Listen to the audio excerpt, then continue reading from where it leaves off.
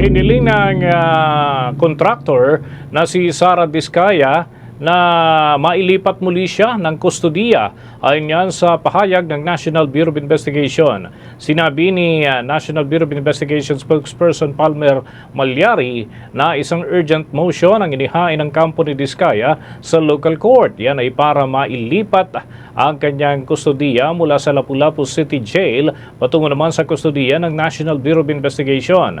Kalakip nito ay ang kahilingan din ng kampo na mapayagan si Diskaya na makadalo sa court hearing sa pamamagitan ng video conferencing kung papaboran ito ng korte ang kanyang transfer of custody request. Ayon pa kay Malyari, inatasan na ng korte ang Office of the Ombudsman, Visayas at ang National Bureau of Investigation na magsumiti ng kanilang komento ukol naman sa naturang kahilingan sa loob ng 10 araw. Una nang ibinahe itong si Diskaya patungo naman dyan sa Cebu nitong nakalipas na weekend at kasalukuyan ay nananatili siya doon sa Lapu-Lapu City Jail kasamang 8 iba pa na kapwa niya akusado. Ayon kay Malyari, maging ang iba pang mga kasamahan ni Diskaya ay opisyal na ring naghain ng kaparehong request.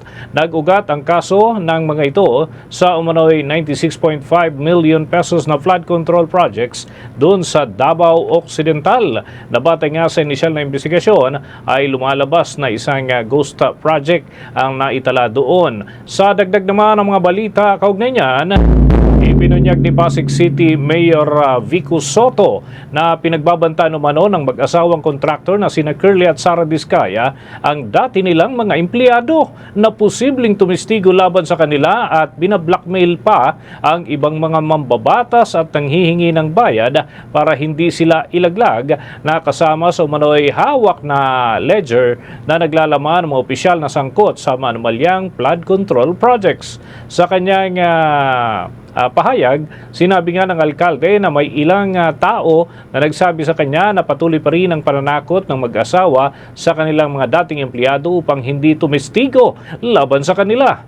Ayon kay Mayor Soto, sinabi ng 2 mambabata sa kanya na humingi umano ang mag-asawang Diskaya ng pera kapalit naman ng hindi pagsama sa kanila sa ledger.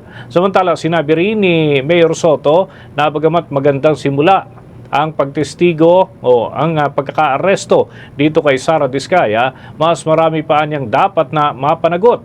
Matatanda na kabilang nga si Sara Diskaya sa mga kinasuhan ng Office of the Ombudsman para naman sa graft at malversation o pagwaldas ng pondo kaugnay ng umano'y 96.5 million pesos na ghost flood control projects. Kasalukuyang nakapit pa rin itong si Diskaya doon sa kustodiya sa lalawigan ng Cebu.